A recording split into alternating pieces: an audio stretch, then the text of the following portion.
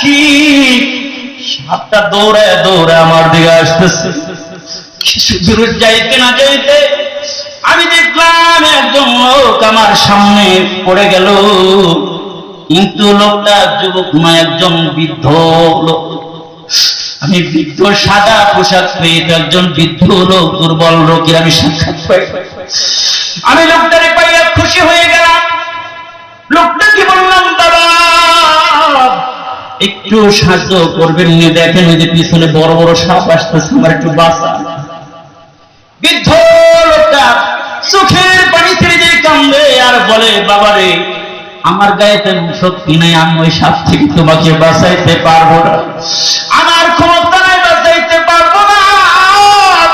তবে যাও সামনের দিকে যাও, সামনের দিকে যাও, হয়তো আল্লাহ কোনো ব্যবস্থা করে দিতে পারে। আমি দেখলাম লোক